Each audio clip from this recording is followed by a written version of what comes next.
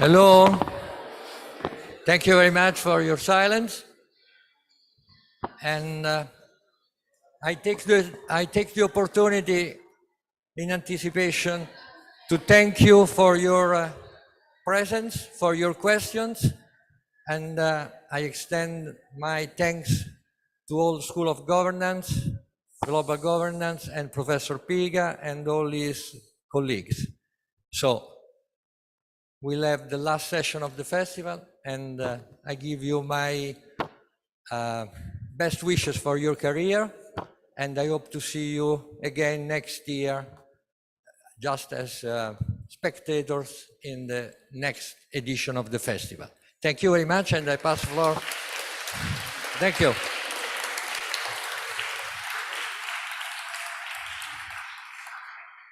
Okay, thank you. Bye. Bye. Okay, so good afternoon to everybody. Many thanks to Mr. Bartolomucci for this introduction, but also for organizing year after year a festival that now is already a very important point of reference for all those who study international relations and are interested in diplomacy. And this panel is also very, very interesting, because we are discussing about supply chains, but not only in a technical, from the trade point of view, but we are going into the core of globalization, the future of globalization. And we are discussing several options, how this model of economic integration is restructuring itself under pressure of different phenomena, and especially the effects of COVID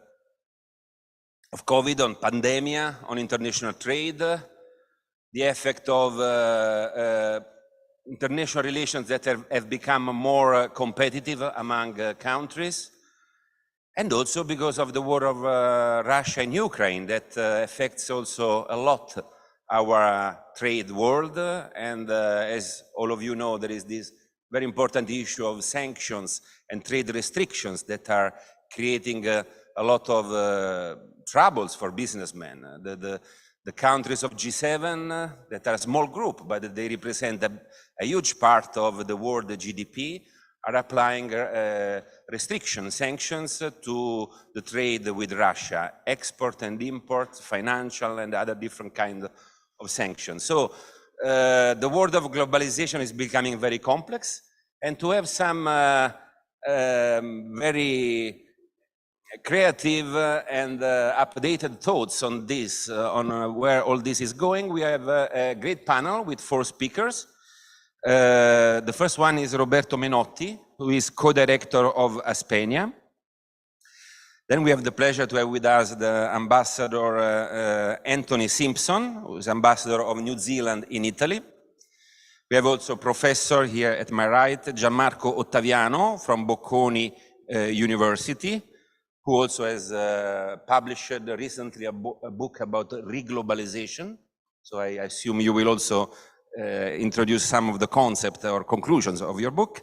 And we have in connections, in streaming, hope you can see us, Mohamed Hissan Ali Buhalaiga, Asbar Center for Researches and Studies. Welcome. Can you hear us? Yeah, I can hear you clearly. Thank you very much. Please call me Ihsan, just for, otherwise it will be a very long Ihsan. Thank you very much. Thank you, Ihsan. So I will now give the floor to Roberto for introducing the topic and preparing the ground for our discussion. Please, Roberto.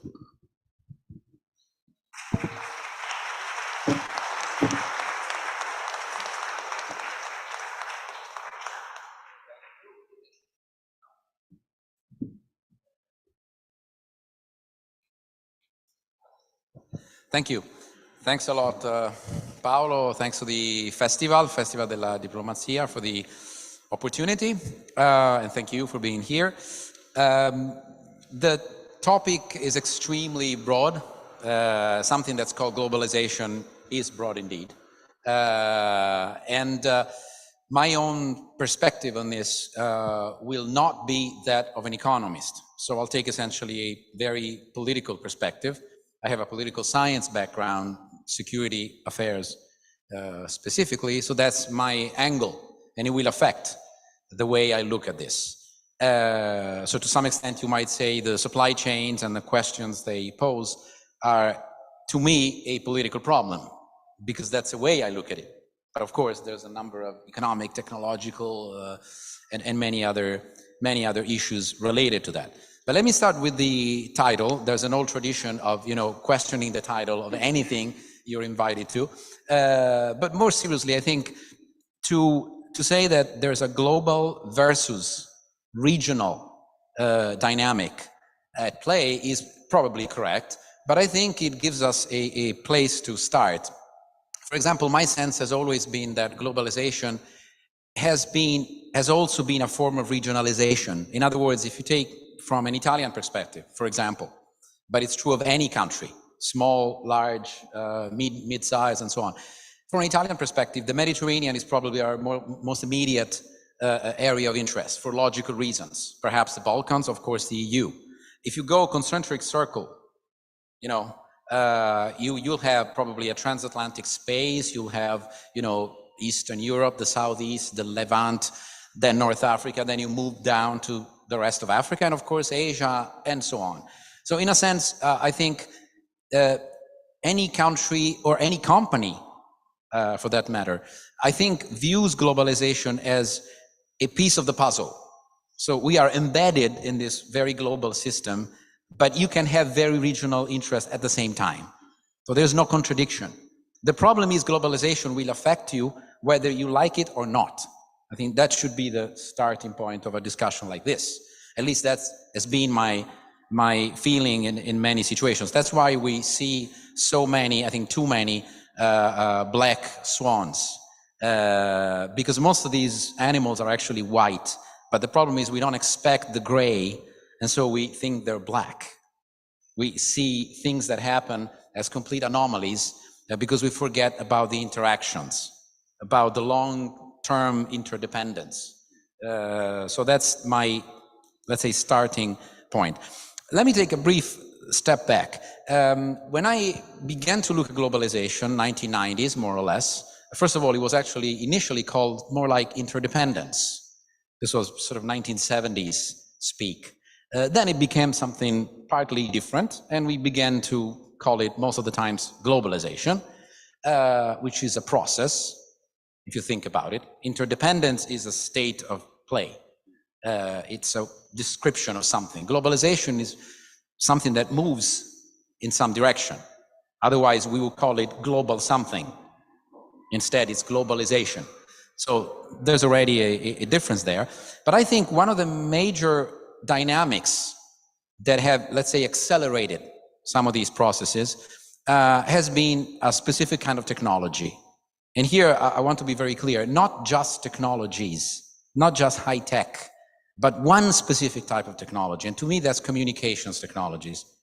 This is important because I've seen, for example, very recently, so many interesting articles, books, and comments and speeches made on the importance of technology for the new world, for the future of the world. Well, to me, that's, if I take the historian's perspective, for example, it doesn't make any sense.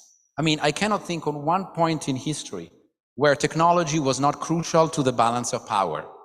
Let's use a very traditional, expression. It's been true of the Roman legions. It's been true of Attila and the invention of the stirrups, on horseback. It made a difference. These were technologies, of course, the Industrial Revolution, anything you can think of. So it's always been the case. We might say it's accelerating. It's changing more quickly. That's probably correct. But the thing is, it's not the technology per se. I think it's a special kind of technology. And I'm very interested in the communication side of the new technologies because they're almost irreversible. While some other forms of technology, I think, can be reversed to some extent, something that's created by communications technologies is probably reversible because you will want more of that. No one will ever give up on more communications. That's why the social networks are so addictive, because we never give up. We'll always want more. So I think we should focus on a specific kind of technology. Of course, it's not the only one, and I'm oversimplifying, but I think it tells us a lot about the political effects of some of the economics of globalization. Why, for example, we keep saying globalization is destabilizing over time, while it's full of surprises? Well, because communications technologies make people connect, and that's new.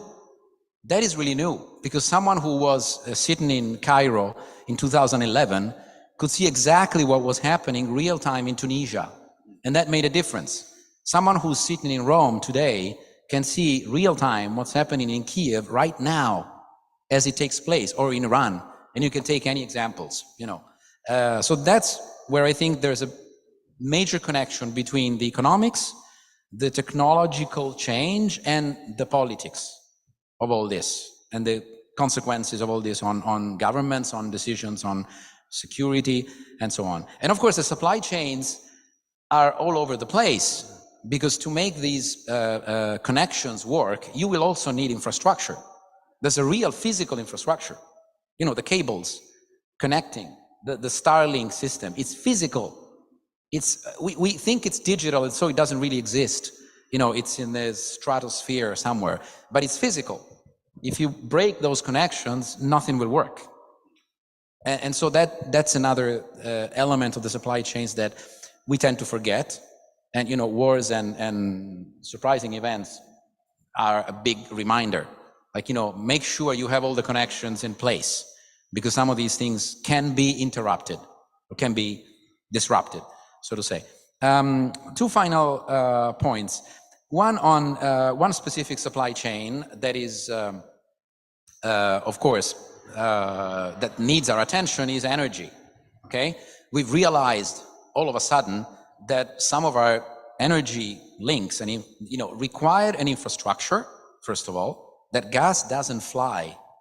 Gas is transported through physical infrastructure, one way or back and forth, but it goes into places and it needs to be transported, transformed, distributed, and so on. So the dependence element of interdependence, that you are dependent on someone. But then at the same time, I think there's another element of the energy shock that we've all suffered from in a way or another, especially since the February invasion of Ukraine, but not only because of the invasion of Ukraine, as we know. We know that prices were going up anyway. That has little to do with Russia. Well, something to do with Russia, but little to do with the war per se. But I think we have become addicted to a specific kind of supply chain regarding energy, which is a lot of energy, especially a lot of electricity, electrical power, unlimited supply of electrical power. That's what we expect in modern life. We're charging things anywhere, anytime. None of us will ever think whether, that little thing will actually work because someone is providing the energy. We take it for granted, as if the energy comes from the wall, right? From the place where we attach our cable. And we all, in a way, grew up like that. Well, myself, not really. I was 10 in the 1970s, so I remember some of the early oil shock, but most of you don't remember that era. But the other thing is we were used and addicted almost to cheap energy prices. So unlimited and cheap, which is usually almost the same thing. When something is unlimited in quantity, in supply, it tends to be cheap. So we thought that this would go on forever. With the exception, and that's the funny part to me, again, from a political perspective, the funny side of the energy transition, the green transition. Because what was the main instrument used, especially in Europe, we could ask the ambassador about New Zealand, but in the case of Europe and the European Commission and decisions taken collectively by Europe, one of the ideas was we raise the prices, we put pressure on the prices of fossil fuels to help encourage the use of the other fuels, the good ones, the green ones, the renewables. The idea makes perfect sense, except that you're putting pressure on prices before the war that Russia unleashed on Ukraine. So it was a policy decision, of course, carefully balanced. What then came after February this year was a shock, and it's out of our control. But there was a policy to some extent that resembled what's happening right now in a shocking way. That's why we're just moving on more quickly than before, because that's the direction we want to move. Encouraging people to use other types of fuels, which, by the way, is happening anyway. Right now, for example, one of the main things that's underreported in the media is that the price of gas is actually going down, and that companies, industries are consuming much less gas than before, which is probably a good thing, per se. Hopefully not a recession, not a big one, but it's a good thing by itself. So that's another interesting twist to the supply chains. It's demand and supply, yes, but if there's something like a big policy actor like the EU Commission, or let's say the US, or a collection of countries, or the UN, deciding that a policy decision needs to change the price dynamic, well, then it's not really demand and supply. Then it's your deliberate influence on the markets. And again, to some extent, that's what the EU did before the uncontrolled rise in prices. Now, my last point, which is a very general point, again, a political point. Many people are arguing that one of the consequences of the current crisis in global supplies, partly connected with the war, partly for other reasons, the post-COVID, the consequences of the supply chain disruptions and all that, the China problem, so there's many other issues that move in the same direction, that is making the world less global, and we'll see what the professor thinks about that in his book, which I still have to read, to be honest, but I will quickly. But one interesting thing is, one possible option is to, of course, reshore or near shore. In other words, you go the opposite direction that globalization has gone so far. We have outsourced. Now we would, if the idea is correct, take back control of some of the production. Now, I see a couple of problems with this. I'm not saying it cannot be done. I'm saying there's a trade-off. There are costs that should be explained to people before you actually start moving radically in that direction. One is on prices. I mean, one of the reasons why we did globalization, I'm oversimplifying, as if we decided collectively to do globalization, but one of the reasons was that it was cheap for consumers. Everybody was happy to some extent, especially at the beginning, because prices went down, okay? And the main reason why the world economy continued to grow was China. So when I hear people complaining about why did we let China into the WTO, because it's been a disaster.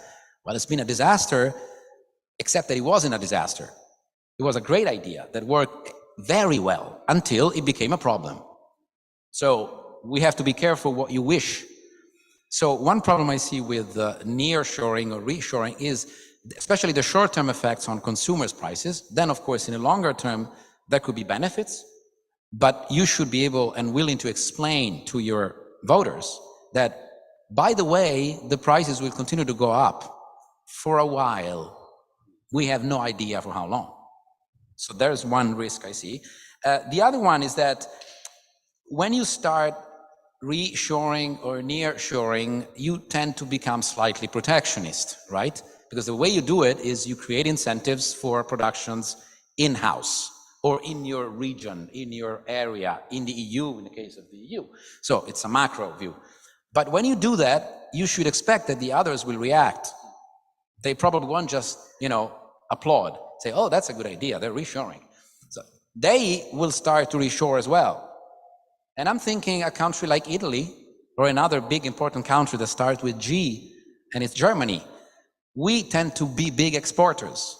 Now, you have to be careful. If you're a big exporter and you want to reshore, you have to be sure that someone will actually buy your stuff before you reshore, or you have to buy your own stuff, all of your stuff, all of your wine, all of your BMWs, all of your Mercedes, all of your whatever, all of them, because no one else will buy, because they're reshoring.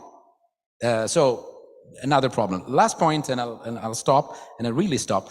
There's a slight twist to the reshoring, nearshoring argument, which is friend-shoring, which I think Janet Yellen popularized, the Secretary of the Treasury in the US. I don't know whether she invented it, I don't think so, but she made it popular. Anyway, and it's an idea that from a political perspective is fascinating. which basically argues you prefer to make deals and have, you know, and have trade relationships with your friends. Correct. Except that that's not what we do. We don't care. When we go buy something, you have no idea who's producing it. You want the lower prices, the best quality, or maybe the best trade-off, the best combination. Now, let's say we decide to only buy from friends, okay? So you have a circle of friends and you have a more closely knit group that, you know, trades within the group. Of course, there will be some form of protection outside the group. So you don't get out of the protectionist cycle just by saying you make it bigger. It's bigger, but it's still protectionist. So you still have to be careful. And in any case, if you do that, I mean, the friend shoring idea is fine, but again, you'll have to tell your consumers, who are at the same time your voters and your protesters on the street and whatever, your students, your old people wanting pensions and so on, you have to tell them that, again, in the short term, one consequence will probably be higher prices anyway. Because unfortunately, our friends, if I take Italy as a starting point, but it's the same in New Zealand, I'm afraid, our friends tend to make things that are pretty expensive on balance. So again, you have the same pressure, at least in the short term. Then medium, long term, it's a transformation, so we'll see. I'll stop here, but there's like 1,000 other things that could be added, but of course, I'll be glad to hear what the others have to say.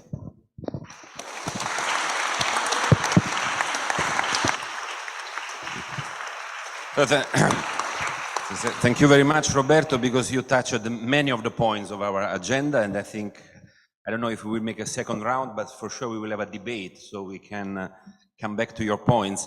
Very good to touch the issue of sustainability and energy transition, environmental transition, because this is one of the drivers of transformation of globalization. The environmental cost of globalization somehow has not been calculated exactly when we enlarged the world trade and integrated the different countries. And you put a very good question. Is it, if it is good to roll back globalization, or if it is a bad idea? And it's a very important topic. I think that nobody can really handle it. I mean, it's not a project. States are adapting to changes. Of course, they can influence it. This is very important because whatever the direction will go, I think it's important that it's selective, that we are still able to find many ad hoc decisions to fix problem without breaking all the integration system, because otherwise, especially Italy as an exporter country, it's of course not a good path for us. But now we go to the next speaker, that is Ambassador Anthony Simpson. So we are very curious to know, especially, what is the view of globalization from New Zealand? This is something we also missing in Italy. We don't know very much what is the debate on globalization in New Zealand and about the transforming globalization that is under pressure. Well, thank you very much for the opportunity to join this panel tonight. And I have to say, I should confess first up. By the way, I like the red hats on the microphones. I feel like I'm talking into the Pope. It's always a worry when your microphone is better dressed than you are at an event. Globalization. I mean, I particularly chose this topic when I was talking to the organizers of this festival, because it is so important to New Zealand. And I should probably say up front that a disclaimer of our vested interests: New Zealand is a very small, trade-dependent country that is also geographically very isolated. So we have spent a lot of time during my lifetime and long before that, trying to make sure that we are plugged into global supply chains, to make sure that we are plugged into global markets. And it's not an easy thing. We don't have the advantage of being part of the European Union, which is an enormous economic entity. We have to fight for access to every market that we have access to. So globalization for us has been a really important thing. It's underpinned our prosperity for years. It's worth noting, I'm not an expert on trade or on economics, but as a New Zealand diplomat, you cannot do your job without knowing about this. Like, this is so fundamental to everything that we do. And we've been lucky to live through, for New Zealand, what has been this golden age of globalization over the last 40 years. And it's probably worth noting for most of you who probably weren't alive when this process started, that this is a relatively new thing. I mean, there's always been trade, there's always been integration between countries, but this whole idea that the entire world offers each other the same trade rules unless they are able to extend even greater access on a bilateral basis, that the whole world is a single integrated economic system, is really new. I mean, it was an idea for a very long time, but it really only came into its own with the creation of the WTO in the 1990s. And that has seen this explosion of integration all the way around the world. Now, this has been driven, as the previous speaker mentioned, largely by the idea that if you spread production across all the countries of the world in the most efficient way possible, you'll make everyone richer. Basically, this idea economically that if you produce everything in the place where it can be produced the most efficiently, then that will reduce the cost of everything being produced. It will increase the wealth of the people who are buying it, and it will overall, in the aggregate, make the world richer. And it has. I mean, I don't think there's any sort of denying the fact that the global economy has grown enormously during that time. Now, of course, it's a lot less simple than that. Individually, globalization always produces winners and losers, and some people benefit more than others. But overall, it has led to quite a surge in global growth, and particularly in parts of the developing world, probably more than anywhere else, China being the obvious example. But this was based on a couple of assumptions. One of those assumptions, and the reason this didn't really happen until the 1990s, is that, that the global conditions were stable enough and secure enough that it didn't really matter where you produce things. So you could produce it anywhere as long as it was cheap and of the right quality and can be delivered in a timely way. That's really what our current supply chains are around, and that would produce the cost of production down to the lowest possible level. Now that has produced enormous efficiencies in time and cost, but I think in the last 2 years we've seen the vulnerabilities of that system. We've seen what happens when supply chains get disrupted by external shocks. And we've seen the enormous cost of that for businesses and for economies when that happens in a sustained way. And that's happened for two reasons. Well, I'll get to that later on. I mean, what that has meant is that we are probably now seeing a paradigm shift in how people manage supply chains. And that's really the whole premise of this discussion today, is that global supply chains are changing. They're changing for good, and they may never be the same again. Fundamentally, that's because the assumptions on which those supply chains are based have proved not to be as valid as they were, perhaps 5 or 10 years ago. But in the grand tradition that was mentioned before about challenging the title of everything that you participate in, I would like to respectfully suggest that the framing of this discussion is fundamentally flawed, and I say that for one reason in particular. The problem that we're facing with supply chains is not a question of their global nature. It's not a question of their location of different parts of the supply chain. It's a question of their resilience. It's a question of our understanding, identification, and management of risk within supply chains. And that really has I mean, it is related to location, but it's not the same as location.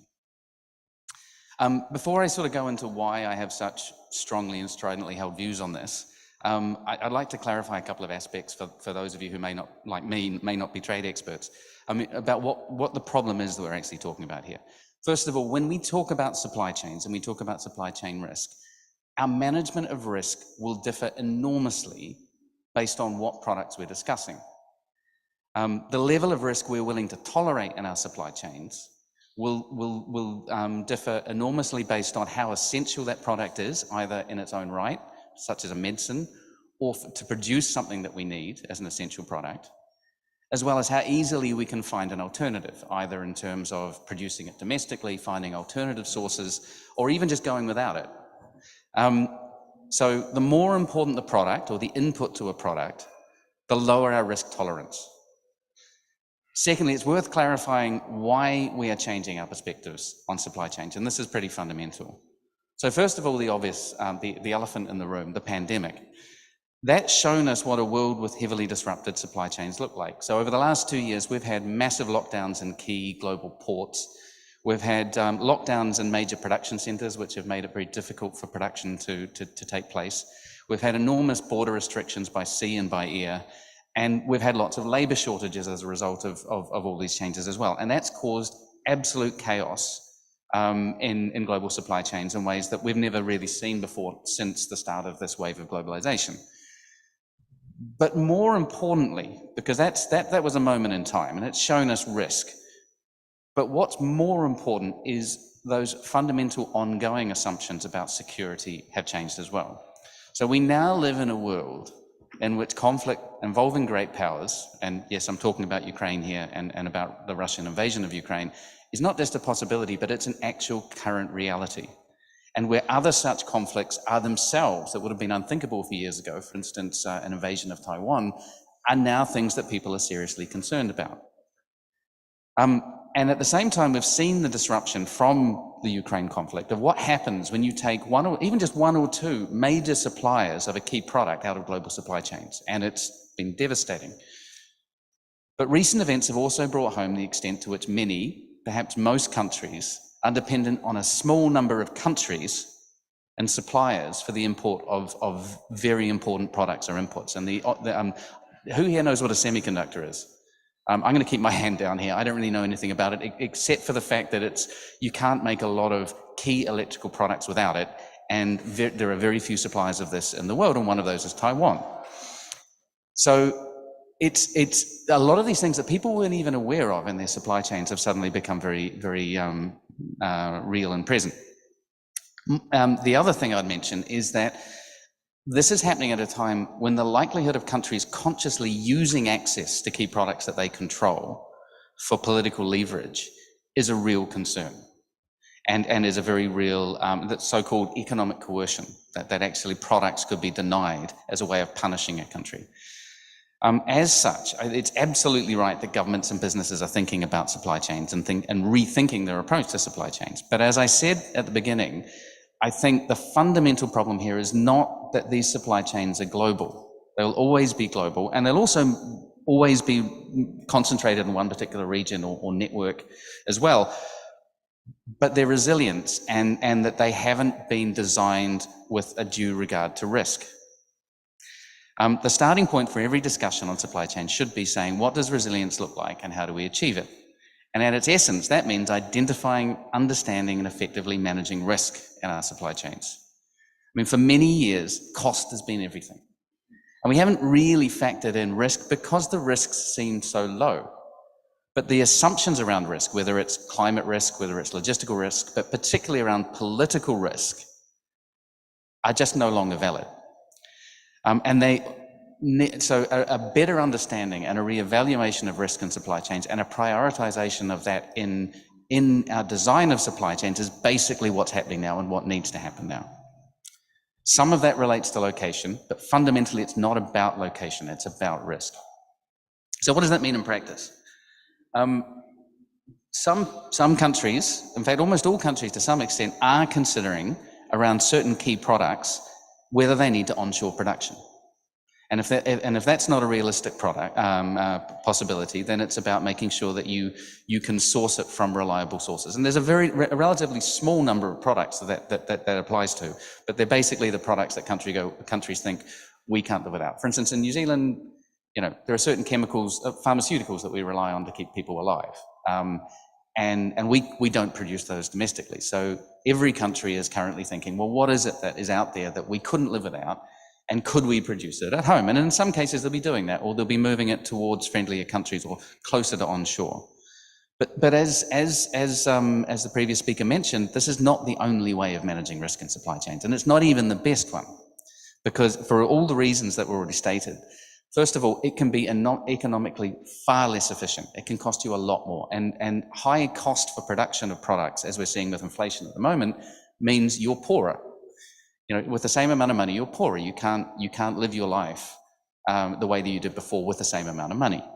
And I wouldn't underestimate how much it would cost to onshore even just a small fraction of what you currently import from other countries. It really does hit your standard of living. It also potentially could reduce the quality.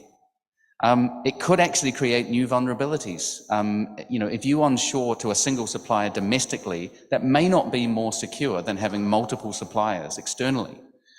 For instance, if you are producing a particular crop and your country depends on it, you onshore all of that, and then you have a blight. If you have a disease that wipes out your crop, that's the worst kind of vulnerability to be dependent on one supplier in some cases. And of course, and this is really fundamental, if you're doing this, then so will everyone else. You cannot expect that you can onshore all your risk and that others won't do the same. And that comes with a whole set of other risks for you. So there are a whole lot of other strategies that you can follow to manage your risk. And in fact, companies are already doing that and governments are already doing that.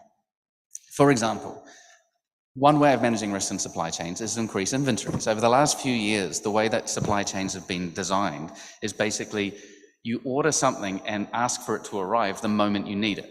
It's what they call just-in-time delivery. Now, this is incredibly efficient and it reduces costs enormously, but it means that if there's any disruption in deliveries, you can't produce your product. And that's what's happening. That's why you can't buy a lot of cars right now. I mean, brand new cars from most of the main producers, you just can't get them because they don't have inventories of the things they need to make their cars. And that's going to change. I mean, that's already changing. Diversifying your sources of supply and identifying viable alternatives. The best way of managing risk in the supply of the things that you really need is to have 6 or 7 suppliers. And knowing that if one of your suppliers gets knocked out, you've got 5 others you can turn to. Now, that's not possible for every product. But it's much safer than concentrating in a single supply, even if that's a domestic one.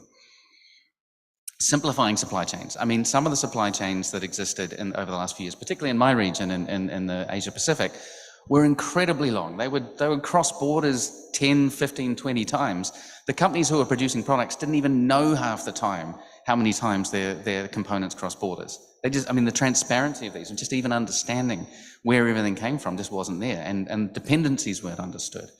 So I think there will be a move towards greater transparency on where products come from, but also simplification so that the risks involved in that are reduced. Investing in infrastructure. One of the big problems in supply chains in the last year or so has been basically that you have bottlenecks in terms of delivering things from one place to another, and that's a really fundamental part of reducing collective risk. But most fundamentally, what this really means is understanding risk, reevaluating risk, accurately assessing risk, and then designing your supply chains to reduce that. And in some cases, this is where the friendshoring idea comes from, is basically saying the cost of producing something in one country is simply, no matter how low it is not worth it, because that country might collapse, it might invade one of its neighbors, and then I won't be able to get products from there. Or it may just simply be that I don't trust the government there not to use it as a weapon against me. So it doesn't matter how cheaply I can produce this thing in this country, it will never be cheap enough to offset the risk. And that's the kind of conversation I think that governments and companies need to have, are having, but really need to deepen, because I think we've learned what that looks like when you don't do that. As I said, none of this inherently is linked to the location of supply chain components. It's related. As I said, some countries are going to be more of a risk, and for certain key products, companies will think really, really hard about whether they want to source things from particular places where they don't have great political relations. But it's not fundamentally about location, it's about risk. This is the only rational way to address the issue, and it's, I think, the one with the best chance of succeeding, of managing these risks to all of us without unintended harm to our citizens and to the global economy. I think that's all I really wanted to say. The one thing I would say, which is not related to my notes, but responding to a comment made by our moderator, is just that sustainability in supply chains is the other big issue, and it will be one that's increasingly prominent. A lot of people have tended to frame things in terms of sustainability versus trade, and as a country that exports a lot of things, I'd like to say we don't agree with that. But it's not it's not fundamentally the same. Distance can create less sustainability, but sometimes it can actually improve sustainability depending on how efficient a country can be at producing something. And actually, trade can be a powerful weapon for supporting sustainability if you design trade rules the right way. So if you create incentives through trade rules, you impose subsidies, you impose tariffs, that creates incentives. If you, for instance, as a lot of countries have done, just basically say, we will not impose tariffs on environmental goods and services, the ones that have environmental benefits, then you immediately create incentives for people to invest in those. If you subsidize fossil fuels, you're creating incentives for people to pollute. If you subsidize overfishing, you create incentives. So trade disciplines and trade incentives are a tool for good or evil depending on how you design them. And I think you can definitely, my country is a big believer in sustainable trade agendas, but it is all about the design of trade rules and the incentives they create. Anyway, I've talked for too long. Thank you.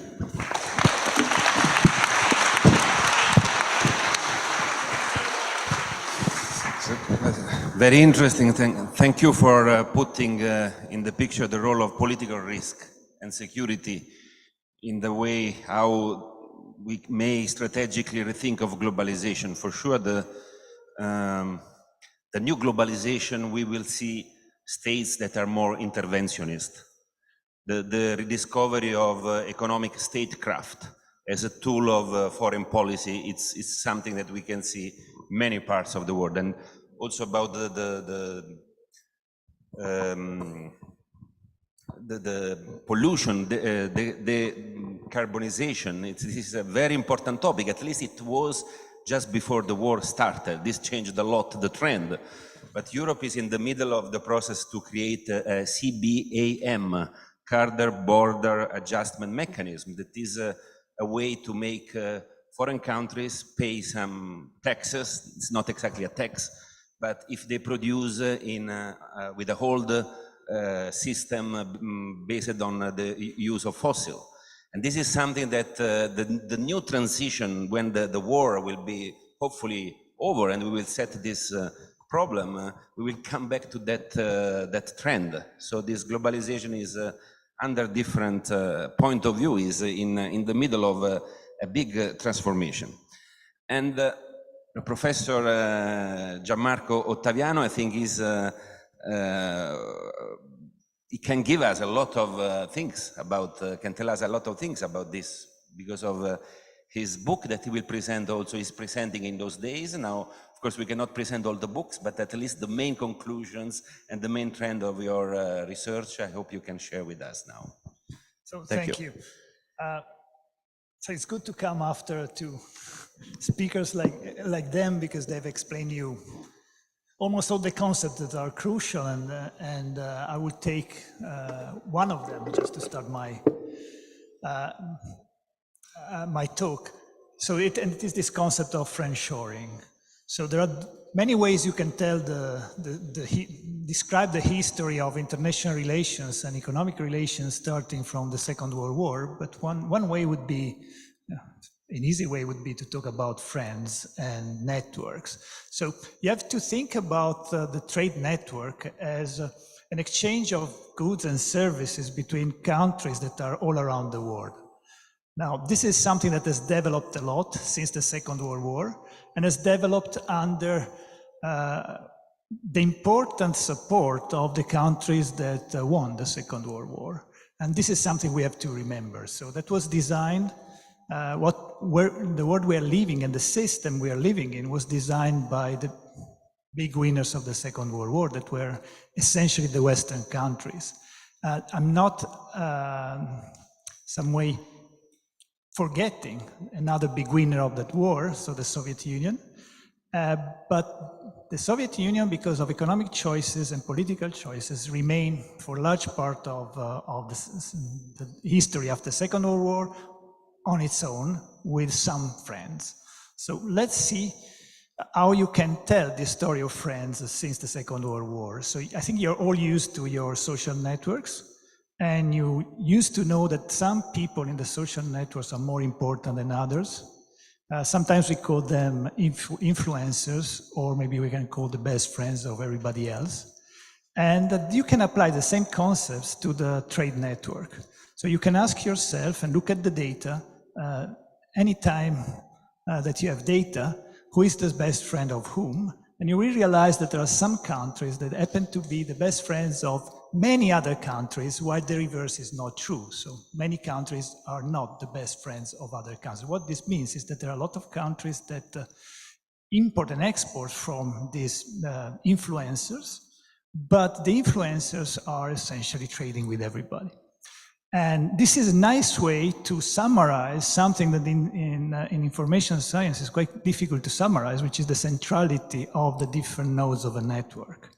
And if you apply that to the trade network since the Second World War, you will see who are the main influencers. So you start at the end of the Second World War, and what you see is essentially is the colonial legacy.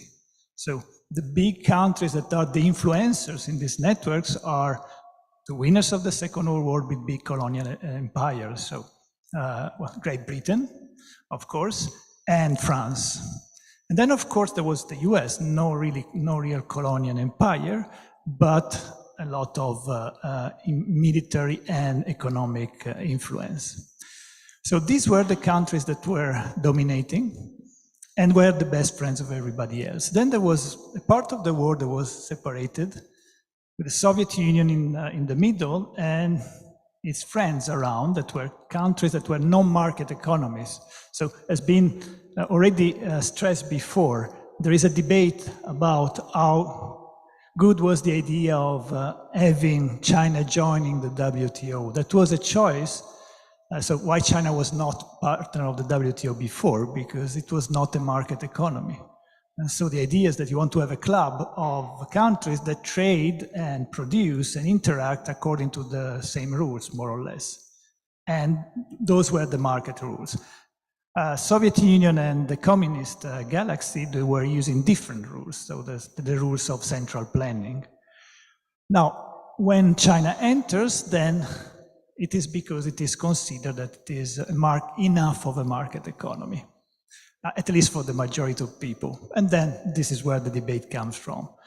But let's go in order. So you start, I said, after Second World War, big countries Western countries are the big influencers. Then you move a decade after, or some decades after, you get to the 60s. And what you see is that things have been changing. So some of these empires, colonial empires, are dissolved. Lighter agreements like the Commonwealth remain in place. But this has an important consequence for the role of these countries, meaning that the UK becomes less relevant. And in Europe, there is a country that lost the Second World War that started to become very, very relevant. It was Germany. And Germany, why Germany? Because it was at the center of the European community that then became the European Union. So there's a European center or area of influence that is rising. At the same time, the US become the most important of the countries in this trade network. And you start to see a sort of the problems of the communist part. You zoom and you go on. And let's go faster. We arrive these days. And these days, when you look at this map, you have two big influences. One is the US, the other is China. All the others are, well, see in one of the two their best friends, but this is not necessarily the reverse. And so this would suggest that what has been put on the table before, so this idea that at some point, it seems that nowadays we have to choose to minimize risk, at least in some cases, is really something that has become more pressing than before. Now you may ask, okay, fine, but which country is the best friend of the US and which country is the best friend of China? And the answer is they are each other's best friends.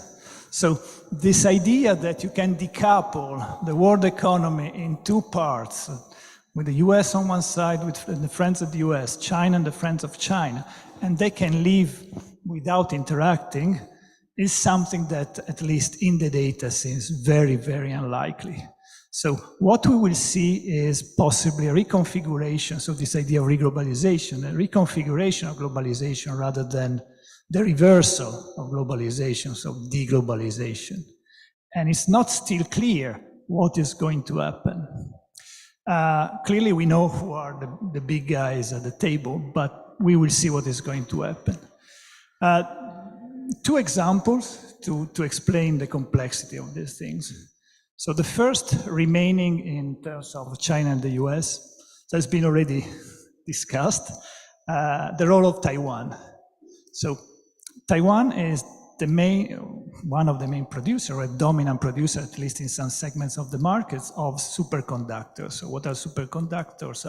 We would call them microchips or chips, everything that allows us to do whatever we do every day. That industry is a great example of value chains to an extreme degree. Why? Because, let me simplify, but ideas, the designs, the innovation is, say, US based. The production is in Taiwan. The model of production is called fabless, so without factories. It is fabulous for the US, of course, not for Taiwan, not for Taiwan. And Taiwan sits in an odd position because they are considered by the Republic of China, mainland China, as part of China, and by most of the rest of the world as an independent country. And the Taiwanese they tend to think that being like a bottleneck in the value chain of semiconductors is going to help them prevent any aggression from China. Some people also in Taiwan don't think this is really such an effective way of being protected from China. And the reason is that if you have something that everybody wants, if the interactions follow some rules, then it's good. You have a lot of bargaining power. But if these rules are not considered as valid by some of the others, then clearly, if there's something that everybody wants, this is going to be dangerous. So this is an example of the complexity of the things. So another big example, an important example is, this is, if you want, is it about the digital transition. The next one is about the green transition. So there are so now we are used these days because of the war in Ukraine, because of the energy shock and all these things, to think about where do we get gas, where do we get oil, and this is clearly very important now. But for the green transition, there are a lot of other minerals that are more important and have, in a sense, the same problem that oil and gas have. The supply is concentrated in some countries. And what is worrying is that some of these countries are, not all of them, but some of them are some of the most difficult countries in the world. So just to name two, Afghanistan and Congo. So these are places that are extremely rich and potentially very rich. They're not like Taiwan. I mean, they're not going to be able to defend whatever they have in any sort of way. So these are going to be, and probably they are already, battlegrounds for globalization. And so another shock among those that have been already listed that is going to affect the world in which we will live is the green transition, that is going to change the balance of power in terms of access to natural resources. I will stop there.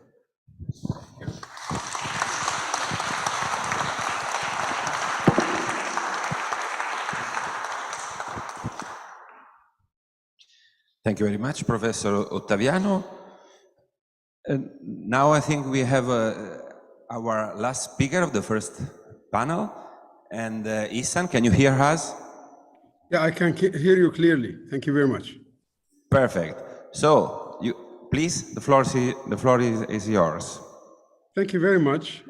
I wished I could have been able to join you in person, but unfortunately I couldn't. I listened very closely to the three esteemed speakers. I share with them a number of points. But let me at the beginning just make sure that I'm here as a member of ASPAR. ASPAR is a think tank, a Saudi independent think tank, and I'm here in that capacity.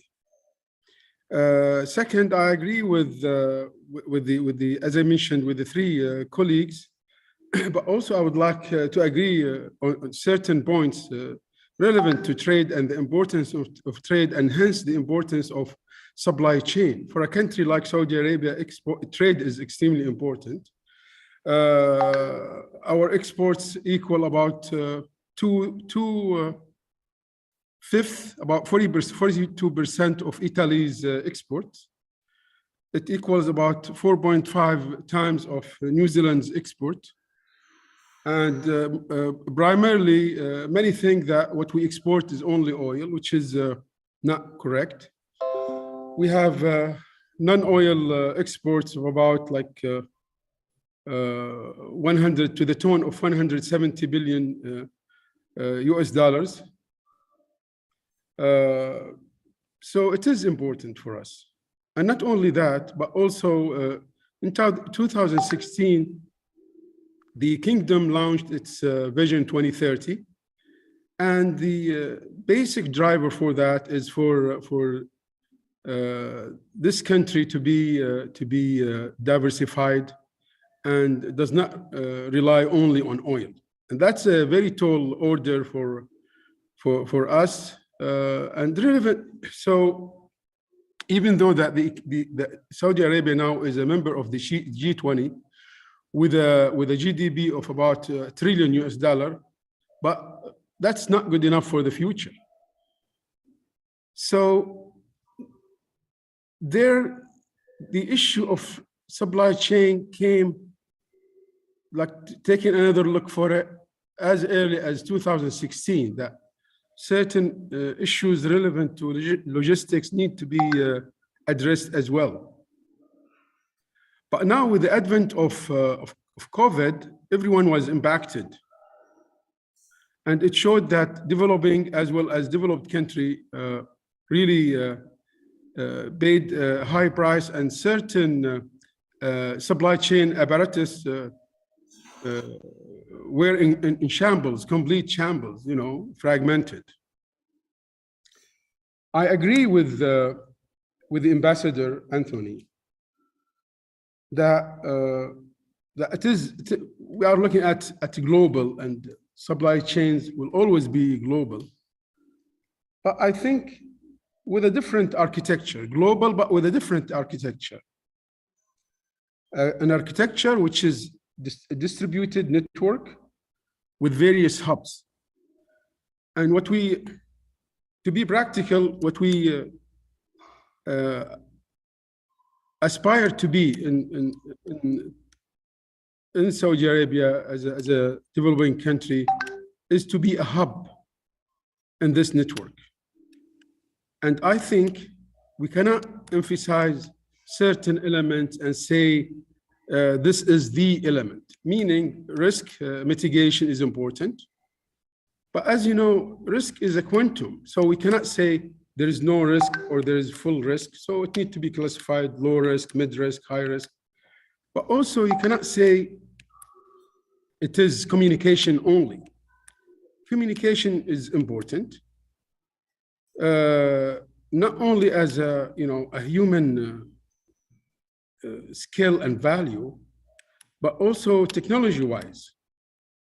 And with the technology, specific technologies like IoT, advanced analytics, big data, these are extremely important for the advancement of supply chains for the future. Why is that? Because now the biggest worry and the most visible lesson or takeaway from COVID, and even the war going on between Ukraine and Russia right now, is visibility. So say a certain firm would like to have full visibility of the product from the beginning to the end. from the planning until that product reaches the end user. And then maybe even after that, after sales, service, and so on and so forth. But also we have another challenge, which is the challenge of investment. So, okay, you need to do things differently because you are convinced now that you cannot follow the robes of the past. So that you need technology, you need to train people, you need to develop certain skills or upskill. So all that needs money, require investment. But not every other country does have the investment. So that also need to be looked upon, because it'll be a challenge. Why? Because we want a different supply chain system and architecture. That system is a network with number of nodes. These nodes are, some of them are small, some of them are big, some of them are hubs as we aspire to be, and all that require investment. So the issue of financing will come to the surface. What need to be done? What are the requirements of having the global supply chain system of the future? I will try to be. I prepared like extensive notes, but I'll try to be. I know I'm at the very end of the session, so I'll try to tell you briefly, maybe in 2 minutes. So what are we trying to do here in Saudi Arabia? And please do not look at that as it's an example, exactly how we, looked at the issue or the problem in 2016 and, tried to learn a couple of lessons from what's happening in global economy all along throughout these 7 years, and then what's going on in the global energy market with the COVID, after COVID, and back to normality, and then the new advent of energy shortages, talking about sustainability. So it was only about 4 days ago that Saudi Arabia launched, through its crown prince, a global supply chain initiative, stating what needs to be done, providing financial incentives and non-financial incentives to investors who want to be part of this ambitious hub. Of course, this is very well warranted. The location of Saudi Arabia between the major three continents is a basic ingredient of this. And also, as I mentioned at the very beginning, trade is major to us, oil and non-oil. So we like, what we have in mind is almost to double our GDP by 2030. So it will be dependent not on oil, but in being able to export oil and non-oil, and also being able to host investors from all over to manufacture, to assemble, to have representation, their regional headquarters. So it's all that. So, and this initiative is a part of a bigger strategy, which is the national investment strategy. So this is, we think that way will be able to help, believing that the solution is a distributed solution rather than the continuing the same with the centralized supply chain apparatus. And of course, this is the biggest risk here, that the well for certain countries might not be there. The plan and the preparedness of certain countries might not be there. And the means, and in particular, financial and fiscal space of certain countries might not be there. And we believe that, collaboration, and maybe in this session we can, through the questions, if there's time, we can address this. Collaboration of firms, of countries might provide for that, and to avoid some of the pain experiences that the globe is going through right now. Thank you very much.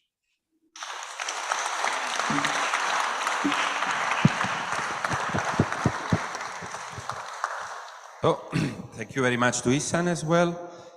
And now it's up to you, because I think we put a lot of topics on the floor. You heard the perspectives from Italy, from New Zealand, from Saudi Arabia.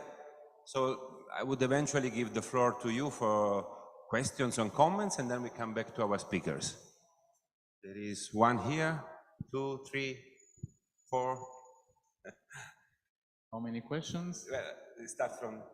Okay, we will start with taking 4 questions, and you will answer, okay, and then other 4, 5, or 6 questions. So, how many people here?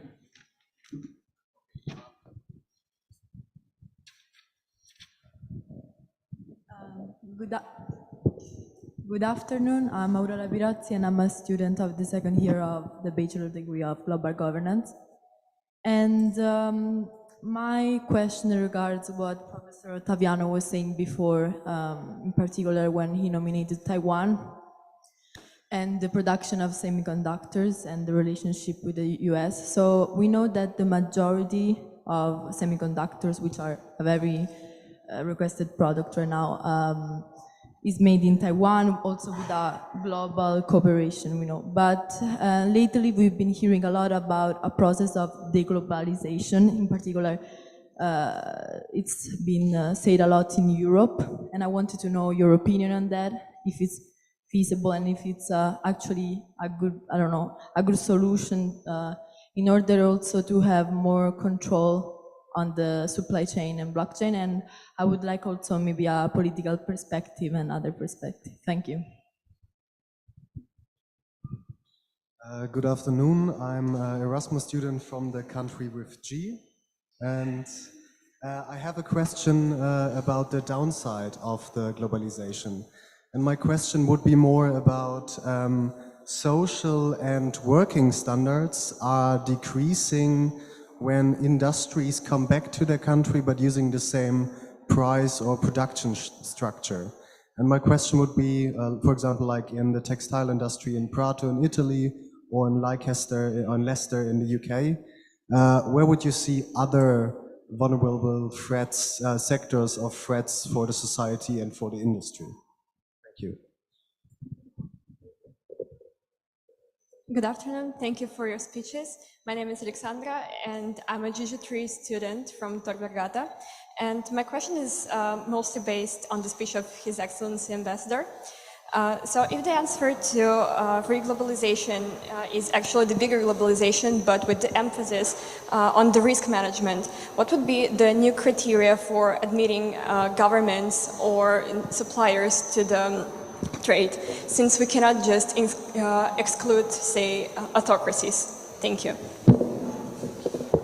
Interesting question. Thank you very much, speakers. Your Excellency, I have a question for you. It's great seeing you again. I actually asked you a question last year during the Diplomacy Festival. Let's see if you remember the question. Your Excellency, I would like to ask you, now that we are seeing more or less some confrontation between Australia and China regarding the islands of the South Pacific, and now that conflicts, unfortunately, are becoming more of a reality, what is New Zealand's position towards what's happening there, given that it's an island country, it depends a lot on sea trade, and does New Zealand feel that it's being dragged into more or less a risky situation? Thank you very much, sir.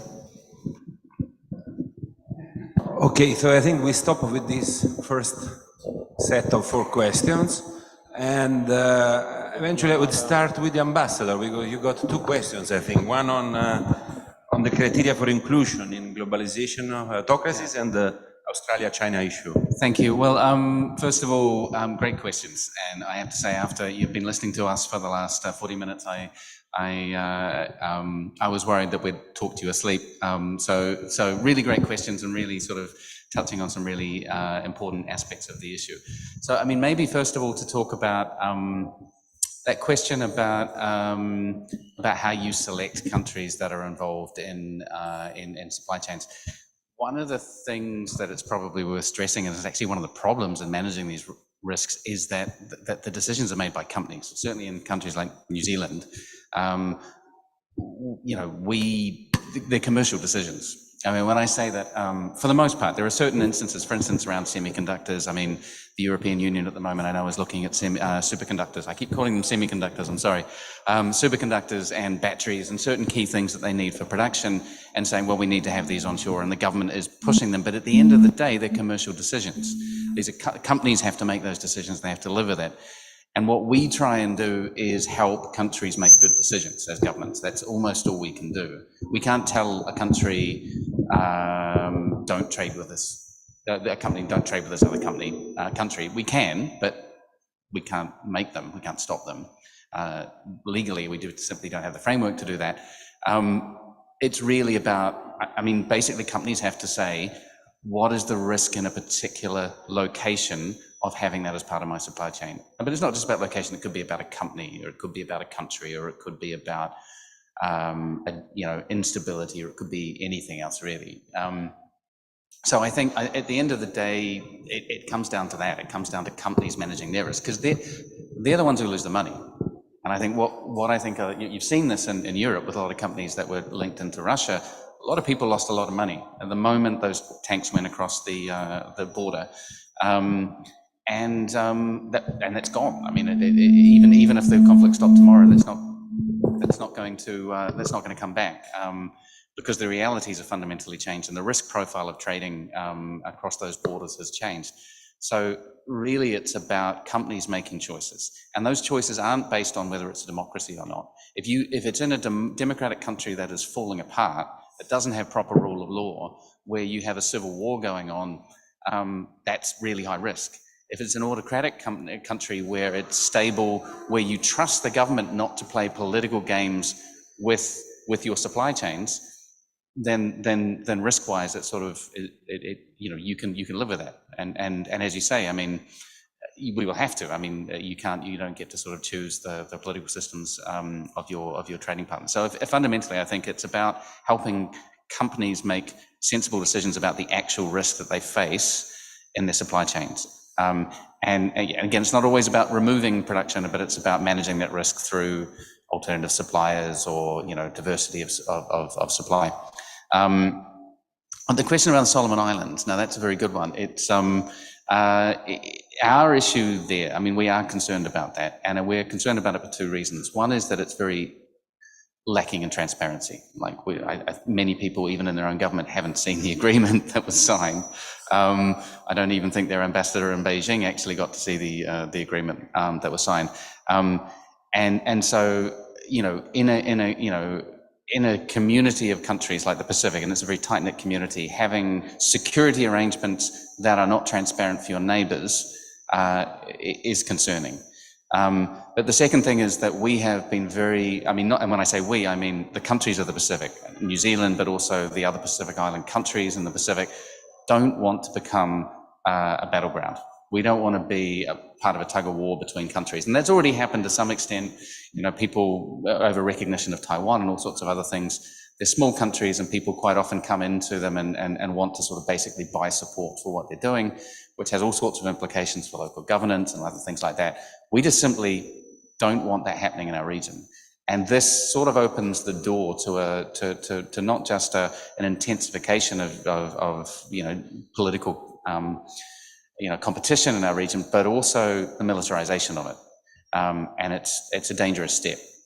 So we're not very happy about it. We've told both of the parties concerned that we have concerns, but we're not the only ones. Most of the other Pacific Island countries have the same kind of feelings as well. Was there another question? I mean, there was. I mean, I'm probably not the best person to talk about the downsides of globalization. We have some genuine experts on globalization here, so and I've probably already spoken enough. What was? It was one about social standards, social and working standards. So, I mean, again, it's about making sure that. I mean, New Zealand's just signed an FTA with the European Union, and that is the best example of what progressive trade looks like. It has enforceable standards on labour standards. It has enforceable standards on climate change, including compliance with the Paris Agreement. It's got enforceable standards, environmental protection, and it uses trade rules and trade incentives to actually drive better behaviour in those areas. So again, globalisation has winners and losers, partly because some companies are successful. I mean, any political decision has winners and losers. Any intervention that a government does. But you can mitigate the impacts of that by the design of your trade rules. I mean, I personally believe the biggest challenge that is hard for everyone to deal with is that you have, even if everyone is getting richer, some people get richer faster than others.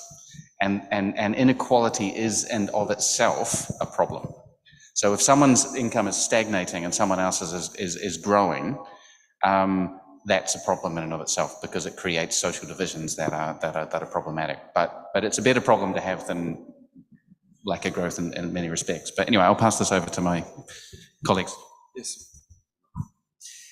Yeah, I'll take up a couple on the standard setting. Yeah, from a German. No, in fact, yeah, German friend. I think there's also another problem related to that issue, which is, I think we have to see that as a form of soft power, not hard power. In this sense, think about the trade-offs in terms of development strategies, for instance. It's a very tricky, slippery issue, because you might say, for instance, okay, we're setting all these standards which are good for us. In fact, they're being designed by us. For us, you might say for the common good, which is true. Let's say environmental-wise, or you might say human rights-wise. But at the same time, think about it from the perspective of the other side. You might say, okay, you're depriving me, being, let's say, the developing country X or Y, of my own chance to grow and then become more like you, which is, if you wish, the China argument, the argument that the Chinese government has been making very unfairly, let's say, for a number of years. But the argument makes some sense, because it is a matter of sequence. Like, let me get there, and then we'll discuss your standards. It's especially true of the environmental issue, because clearly you might say, okay, because you polluted for 100 years, now you're telling me don't pollute. So it's very tricky. And I think the way to go is exactly as the ambassador was saying.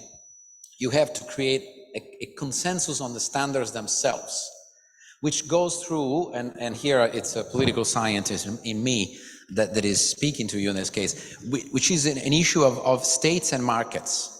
You have to make sure that what works well is a relationship between the states and the markets, which means the government policies designed, deliberately designed, and the market dynamics, which sometimes are really out of your control, but you have to use them.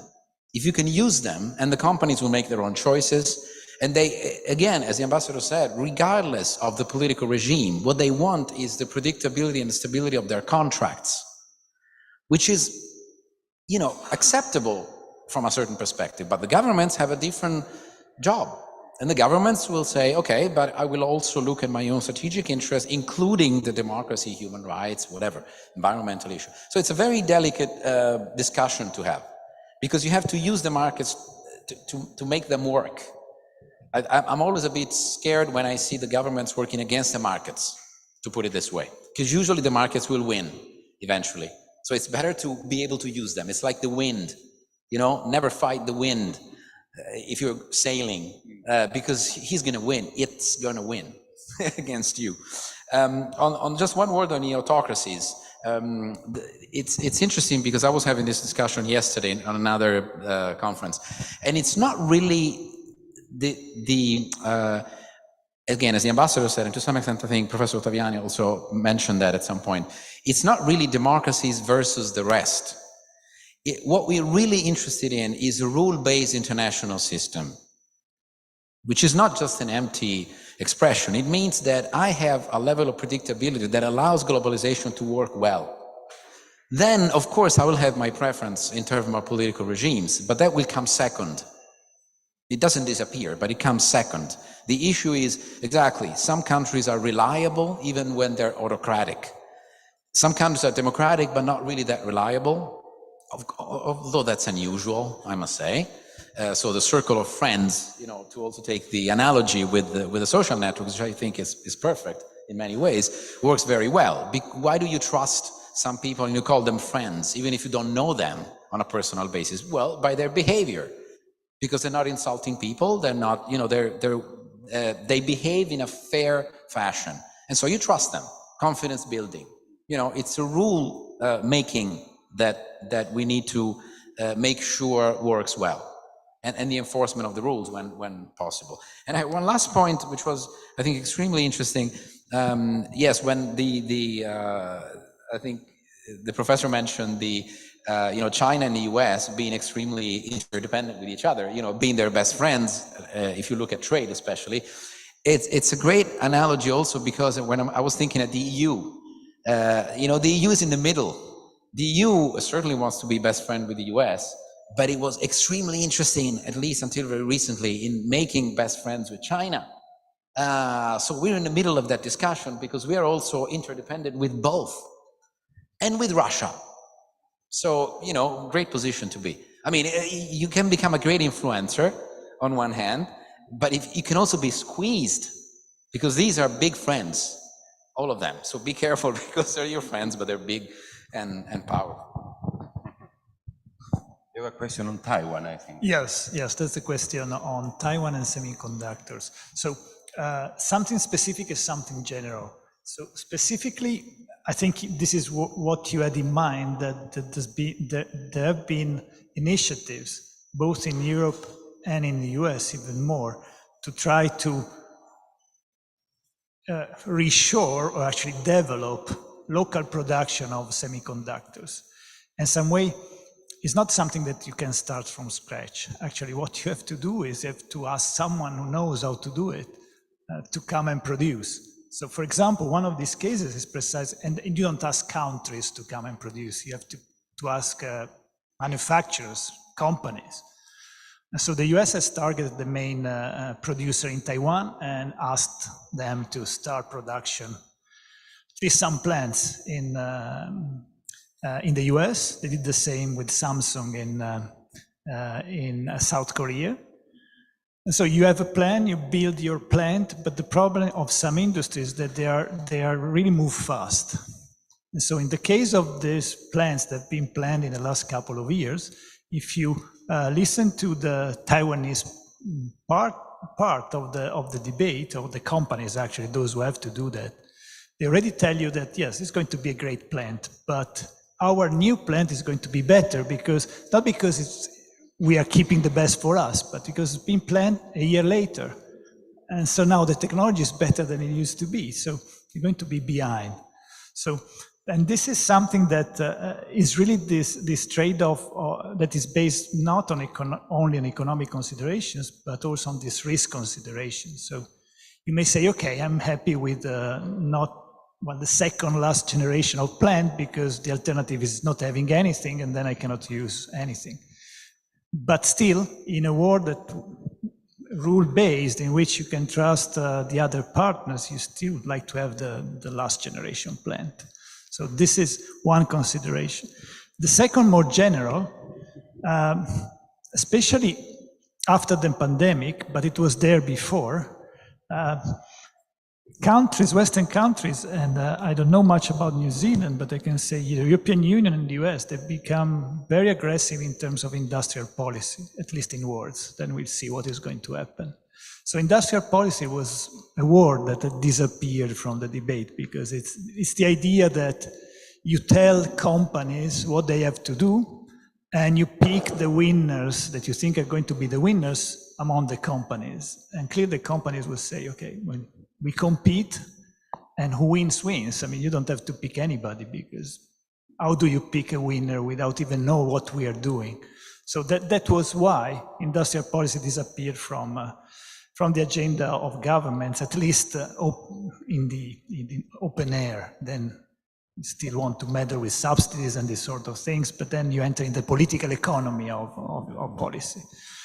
So now things have changed, and have changed because we are in the sort of second best world in which you say, okay, maybe I should not do much as a government, but competition means that the winner will be in Taiwan or in China, and then maybe I prefer to favor the third in the ranking, that is my company, even though it's not the world-beating manufacturer.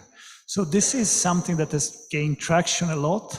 If you read all the documents of the Biden administration, or even before the Biden campaign on this idea of making everything and better in the US, which is, I mean, to some extent, it's also remembering of the MAGA, Make America Great Again.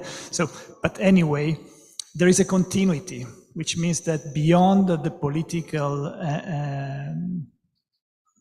debate, if you want, the political ideas, there is this thing that maybe the government should intervene more. And this is a big question mark, in the sense that it is clear that in China there's been a government that has intervened a lot, but it is not clear that the government that would have not relied on market forces, as China did since, I mean, Deng Xiaoping, who changed completely the approach to economic development. It's not clear that without this market injection, China would be there. So this is an important thing. I would say the key word is industrial policy, and you'll hear a lot about that. Thank you. I think we may go to the next round of questions. Just, yes, here and there. Let me see how many. I just wanted to add one more thing about the criteria for inclusion of countries. Somebody asked you, I think you were. Yeah, you don't always have to choose countries. You can also go breaking a bit down, and you can restrict, you can exclude individual, you can exclude entities, you can exclude industries. So the restrictions are more and more selective, that you don't necessarily have to exclude a whole country, but you can take out a part of the country and blacklist some companies, some individuals, because they are corrupted or because they exploit human rights. You can go up to a region, a single police station that you can exclude from cooperation. So now the trade restrictions are much more articulated. It's not only black and white. That then China is a big case in this point. You don't have to take the whole China, but you go on single companies or parts. Okay, we are. Questions? 1, 2, 3. Okay. First one.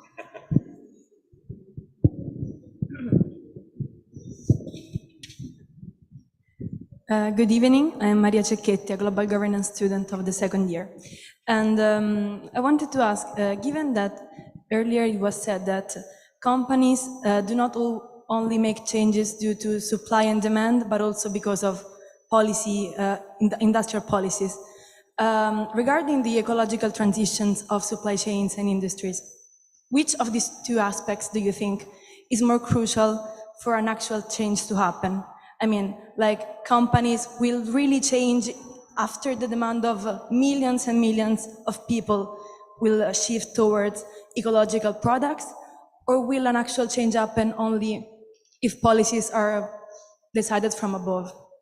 Thank you.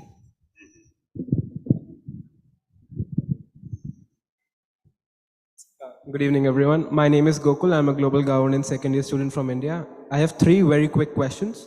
My first question is for everybody, any guest can answer. It's regarding how can cryptocurrency affect the supply chains in the future, considering the fact that there was a statement from Bill Gates that 1 Bitcoin transactions uses too much electricity and it's bad for climate change and the planet. My second question is specifically from our guest who's online from Saudi Arabia. I've been reading a lot about that the United States and the Saudi Arabia, they're locked between a battle over oil, considering that OPEC has reduced oil production and the prices have been increasing, and the result of which is that US is reducing arms supply and filing lawsuits against Saudi Arabia. My third question is for the Excellency, the Ambassador from New Zealand. And I'm sorry, it might be a deviation from the topic that we're discussing, but I really want to ask this question. My question is regarding New Zealand. In 2019, there was a very unfortunate incident in Christchurch. There was a mosque attack. And there were, I think, 50 to 60 innocent people were killed. And after the investigation, it was found out the perpetrator of the attack had an ideology of white supremacy or alt-right, or some political experts call it far-right extremism. And when I think of New Zealand, I think, okay, it is a perfect country, number 10 in happiness index, a peaceful country sitting at the edge of the world. And especially your Prime Minister, Ms. Dakidad, and her model of governance is very famous, especially young people, including me. I follow her very closely. So do you agree that white supremacy is closely, the ideology of white supremacy is closely creeping in on New Zealand, and it might hamper New Zealand's peaceful global reputation in the world? Thank you so much.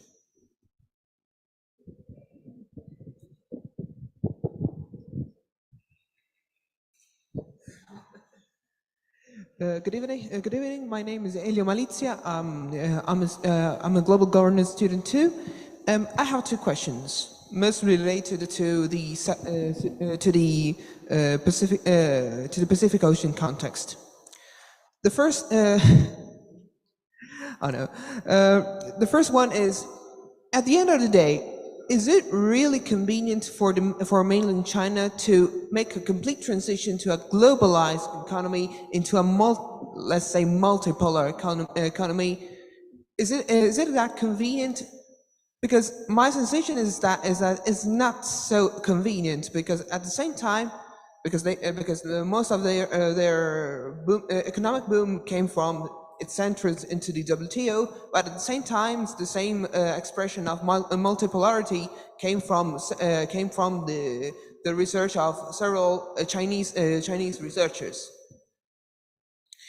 and also because I keep in mind, for example, that most of the Chinese big companies enters into New York stock markets, and not, for example, in Shenzhen stock markets. And the second question is more related to Australia and New Zealand's positions in the Pacific Oceans. Since the main trend seems to be the tendency to a multipolar geopolitical context, how and at the same time countries like Australia and New Zealand are unlikely to be self-sufficient in several sectors. How could it be convenient for these countries to enhance their role as military allies of the USA, and getting farther and farther in the commercial trades with China? Thank you.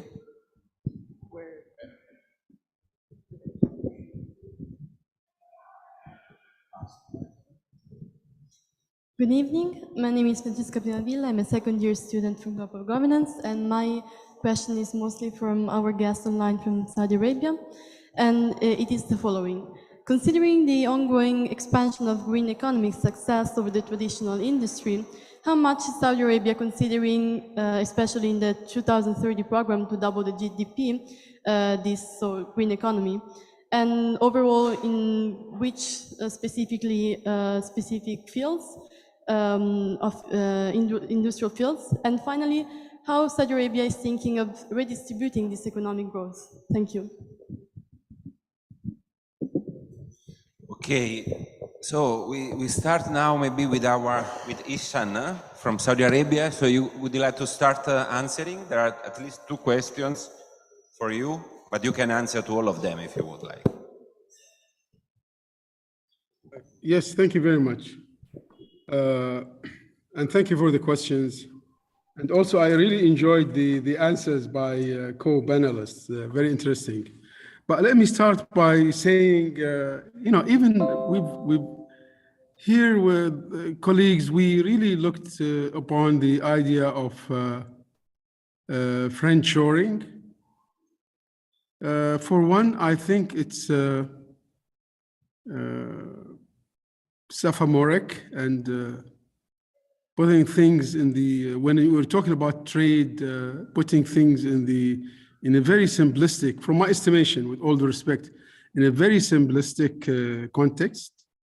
In trade, it seems to me, you don't have to be friends, but not to be enemies. So, you know, it's okay to trade with everyone unless you have a compelling reason. Why? If you see, as the more we put barriers, the more things will be expensive to the end user or the final consumer, and then that will enhance inflation, imbalances in markets, inefficiencies.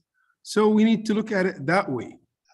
Plus, when you're talking about friend-shoring, so today I'm your friend and tomorrow I'm your enemy. So what's going to happen? So the risk matrix will be impacted.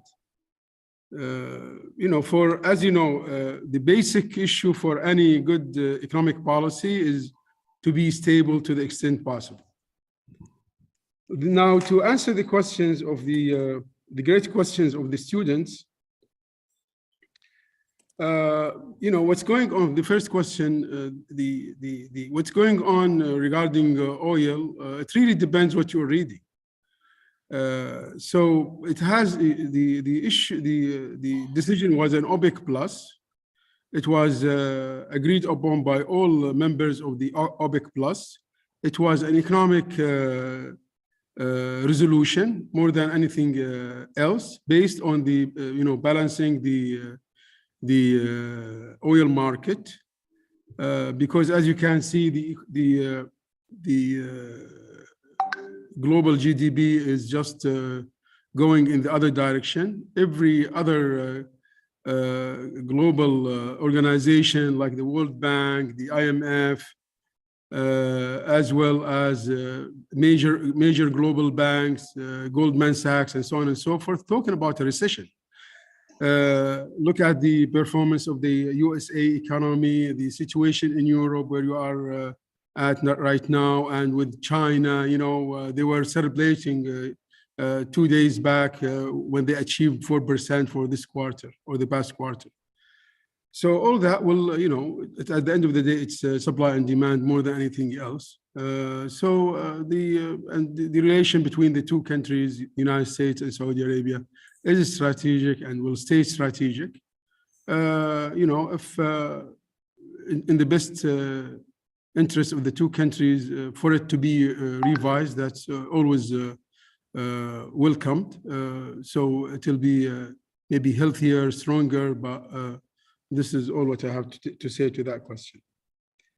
Now, regarding you know, the Vision 2030, it's yes, it is an ambitious vision. It's not only a vision, but there are you know, at the end of the day, what matters is realization and execution. That vision is based on 11 realization programs. They're working, and this is relevant to your second question, in different directions in order to really make the difference and influx the change. One of the major programs is the Industrial Development and Logistical Services Program.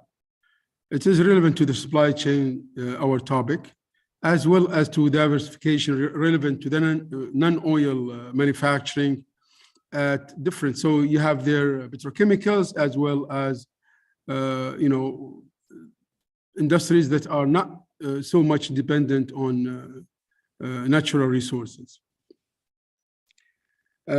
Also, one of the programs, I'm not going to enlist all of them, but just to give hints and to trying to answer the question fully, is the Human Development Program. It's to enhance the human capital of Saudi Arabia and to make sure that the citizens of Saudi Arabia are global citizens.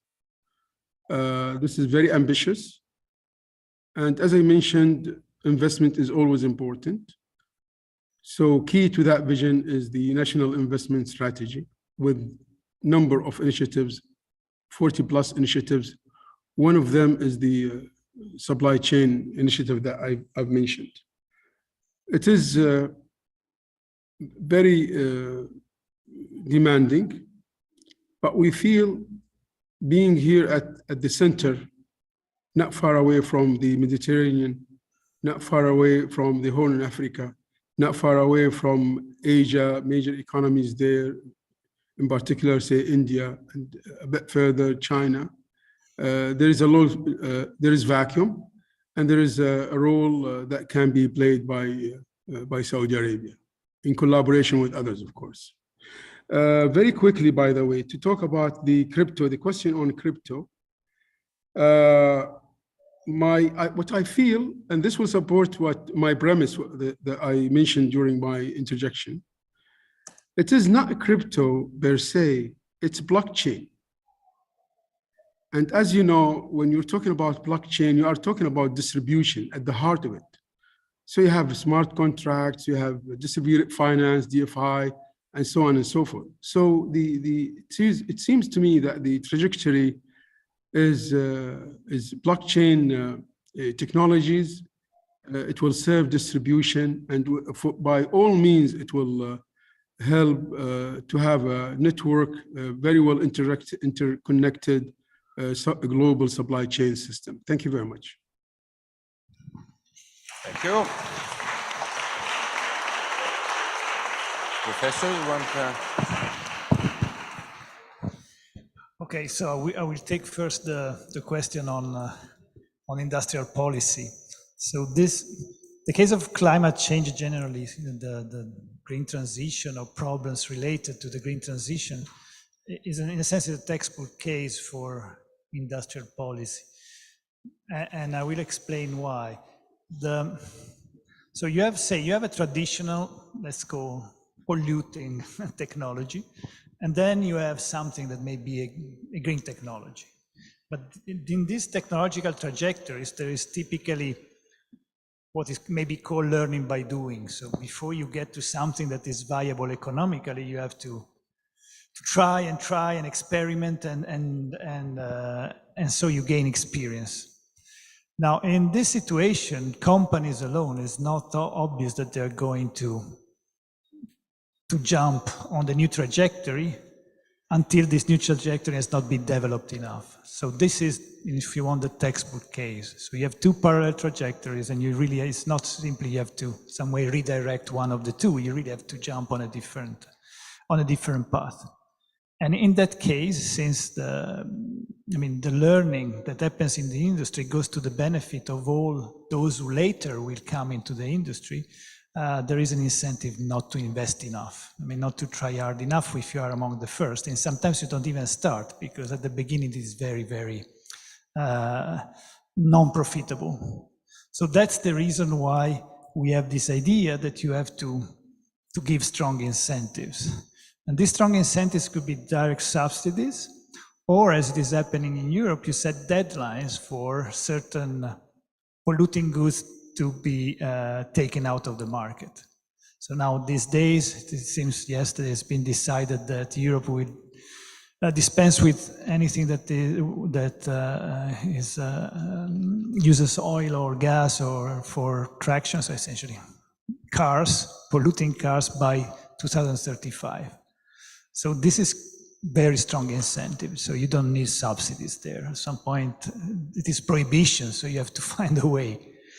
But this is something that is signaling that the industry itself would not commit enough money unless they had a precise commitment by the government that what they invest in is going to be the standard in a decade or 15 years or so. So this is why companies alone may not be convinced. Maybe you could argue they could do that, but they would not be convinced. The other extreme is that they would not take into account all the social benefits, and therefore you need to some way motivate them. So just a comment on the way cryptocurrencies are created or the way that they are sustained, which is very energy intensive. And this is something that is, well, we see that in the sense that some of there's farms in which computers are solving the problems that are linked to the possibility of generating new currency. Some have shut down because of the energy crisis. But generally speaking, I would say it is an example of the evolution of our economies towards some kind of new things that are even more energy intensive than printing banknotes in this case. And so the reliance on energy in the moment in which we have an energy transition is, so you have an increase in demand, and then you have this risk or uncertainty about how to generate it. It's going to be, again, a big shock to the global governance of international relations, because as we said before, it's shifting the power balance between countries, and it is also shifting the power balance between different sectors and industries. So, and I conclude, in the case of, say, oil or gas, essentially, what you are shipping is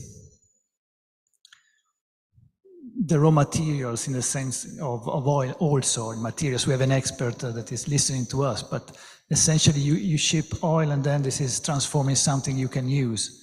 In the case of electricity, you have to ship the final product, which is electricity, and you need cables to do that. These cables have to be, you have to wire the entire world, and you think about Europe is not even in Europe, we don't have a sort of an integrated grid for all these sort of things. So this would be another chance of coordination or conflict, depending on the way you're seeing it.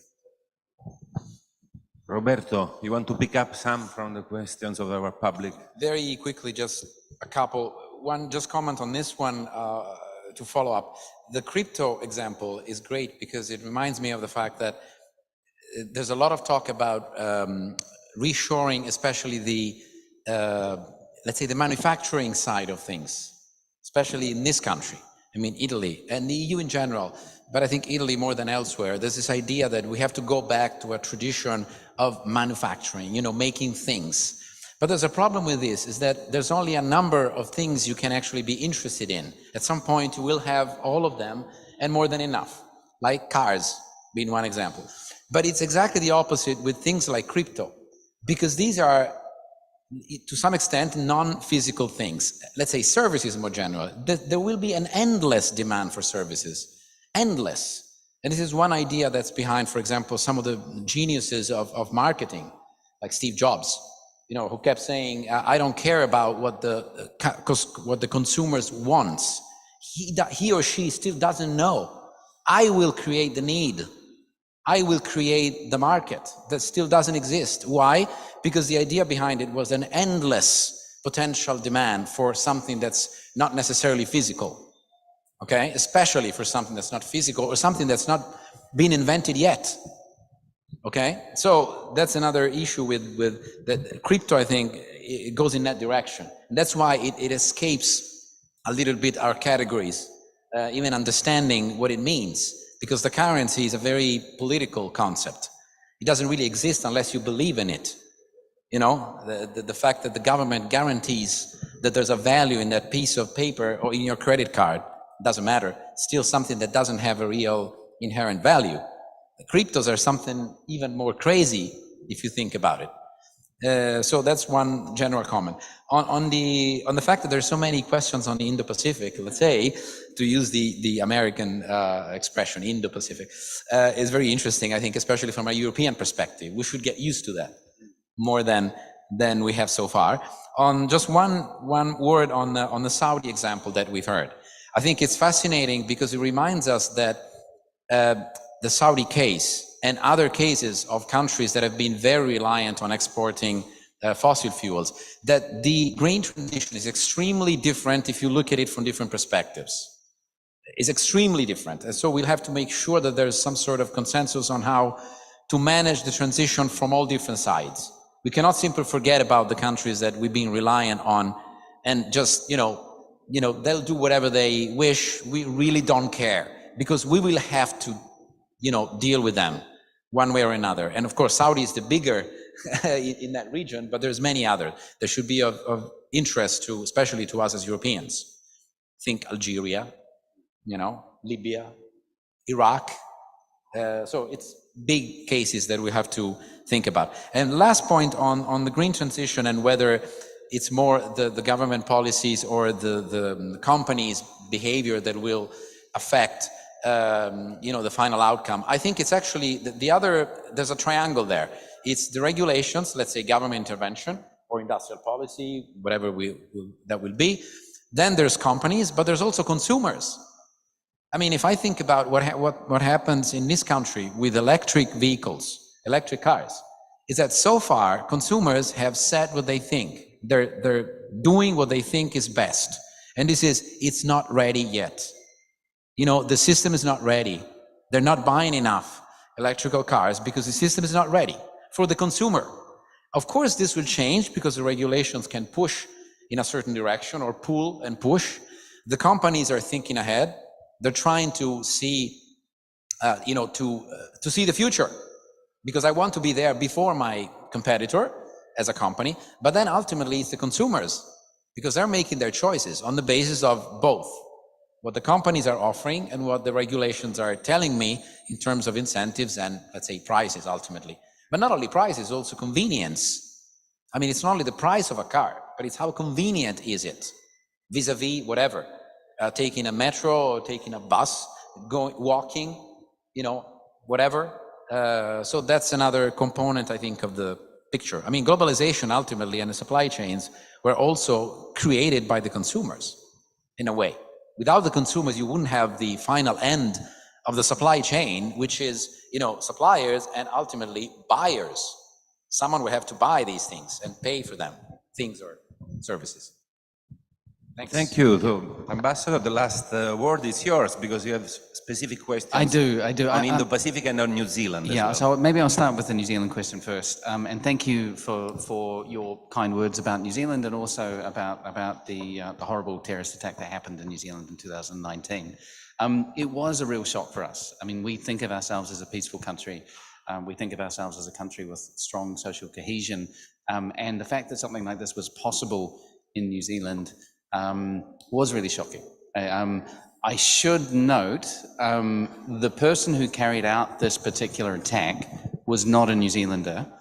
He actually had no pre-existing links to New Zealand until about 6 months before he moved there, at which point he'd already decided he was going to undertake the attack. And the big question for all of us is why he wasn't from very far away from us, and I won't name the country, but it wasn't a million miles away from us. But why he chose us rather than his own country to do it. Some people have said that precisely because he thought it was the poster child for integration, for multiculturalism, and he wanted to prove that you could rupture a society like that.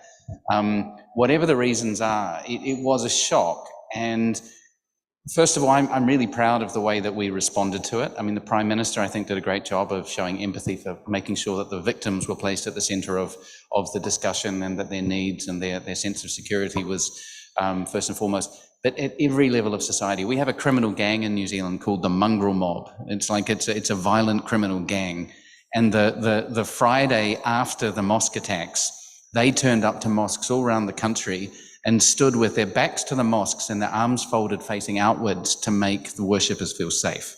And that, to be honest, that blew my mind more than what the Prime Minister did, because these are not, the citizens of the year who are doing this. And yet they felt that attack was an attack on them and their values and were angry about it, and they wanted to make these new arrivals in New Zealand feel safe. So, and that was very much a sentiment that a lot of us shared. But after the attacks, we did ask ourselves the question, okay, this wasn't a homegrown attack, but could there have been one? Is it possible? Are there people who have, dangerous extremist ideas in New Zealand? And I think we're talking about globalization today. One of the other aspects of globalization is the globalization of ideas, because this guy came from a large continental power in the South Pacific, who shall remain nameless. He was radicalized online. He traveled all the way through Europe, through Southeast Europe, through Turkey and all these other places, gathering all these extremist ideas. And then he went to a country he'd never lived in his life to carry out an attack against people he'd never met. Now, if that's not an example of one of the more toxic forms of globalizations, I don't know what is. And it means that even in a country like New Zealand, you're not safe from these cruel and violent ideas. It can reach you anywhere. We saw this also with Islamic fundamentalism. Any kind of violent extremism or extreme idea can find a home anywhere in the world through the internet now. And that is a vulnerability that I think we didn't know existed. So yeah, so I think, is white nationalism a risk to New Zealand? I think it is, but it's a risk to everyone. And not just white nationalism, any kind of violent extremism. It's coming through your computers and through your children's computers and your parents. Because I think we've found that people over the age of 50 are just as susceptible to radicalization as their children and their grandchildren, which is, I think, a bit of a shock to all of us.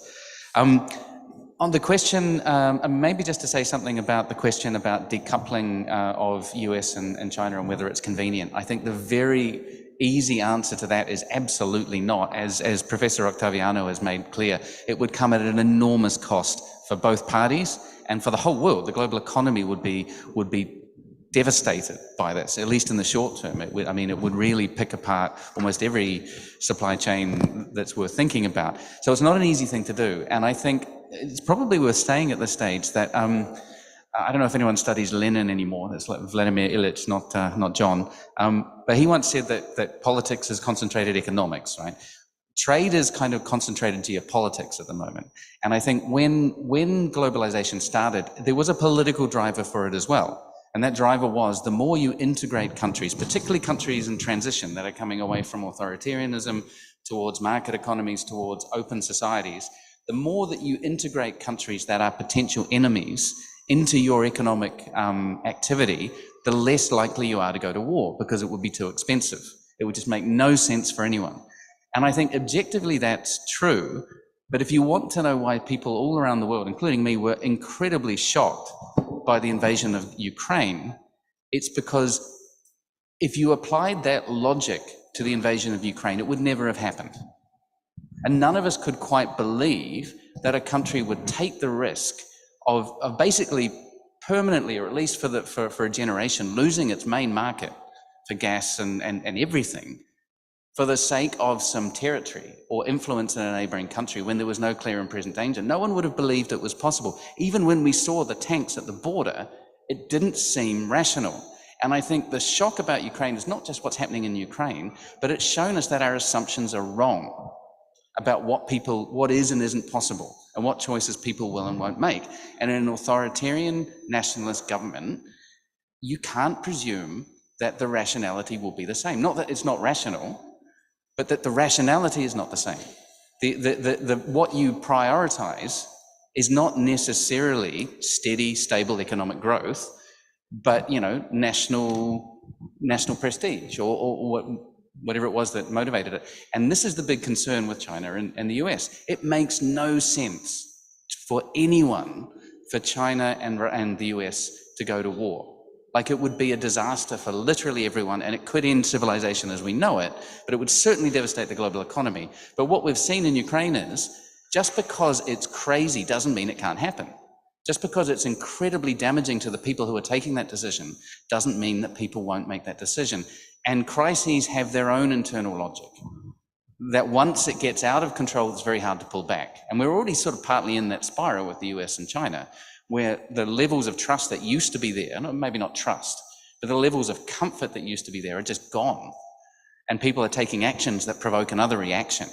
And that is very dangerous. So I would never have believed 2 years ago that anyone could seriously be talking about war on Taiwan. Now I believe it. I don't think it's likely, but I would never dismiss it now, because it's a different world we're living in. And that's where this question about risk and supply chains comes in. That globalization will change in that people's assumptions around risk have to change fundamentally in some areas. And that will drive different behavior. I mean, maybe finally just that last question around markets versus government direction. I mean, just to echo what others have said, at the end of the day, these are always commercial decisions. And in open societies, you cannot simply mandate that a company does a certain thing. It just doesn't work, that you can't just sort of point at something and say, do it, make it happen. But the government's job is to create an environment in which that is your policy goal is the only rational decision, or at least one of the viable rational decisions, and then consumers can do the rest. So you have to create the incentives, either through subsidies, either through investing in necessary infrastructure that no one else will invest in, so that you can enable those decisions to make sense. It might be in terms of prohibiting certain types of activity, so you narrow the options that they have. But at the end of the day, it comes down to those companies will make decisions based on, I mean, it was all being risk. I mean, you know, this development of vaccines during the pandemic was the most extraordinary thing that's ever happened in modern medicine, where you had 5 vaccines developed in the space of a year, which is unheard of. It only happened because the government invested in ways that absorbed the risk for the companies concerned. And they were then able to do the activities and they knew that they wouldn't be putting their company at risk in doing so. So basically government's job is to make companies make the right decision, but it's always ultimately a commercial decision. There was, I think, a question about New Zealand and Australia's vulnerability. I mean, maybe just to basically say, yes, we are very vulnerable. We cannot onshore everything we need. We know that. We're small enough to know that. I don't think anyone can. I don't think even China can, because there's always some component. I mean, after the invasion of Ukraine, one of the problems here was that there were certain types of clay and there were certain products. Scrap metal was a strategic resource for Italy. No, who knew that? That actually, like, smashed up bits of metal were essential to the production systems in Italy, and most of it came from Ukraine. And when those supplies were cut off, Italy couldn't make steel. Well, it could, but it couldn't make it the way that it wanted to and it needed to. And so no country can do it, but for a small country like New Zealand, we can see that. So I guess our understanding of the limitations of onshoring is perhaps a little bit clearer than others. And our strategy has always been diversify your risk across markets and across partners. And that will, I think, continue to be for many years. Thank you. Thank you, thank you.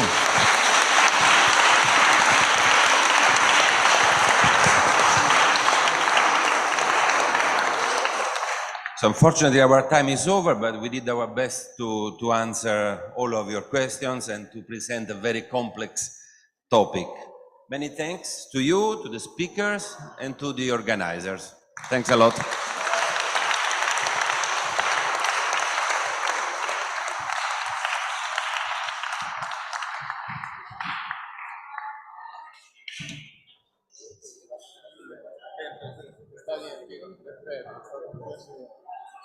Porto le voci di Giorgio Bartolomeo.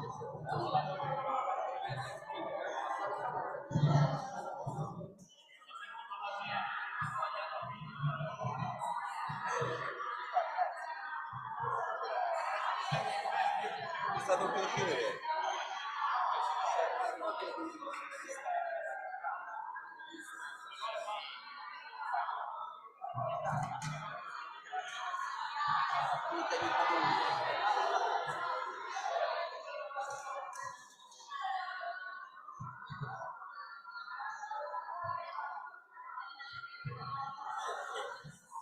Evidenza è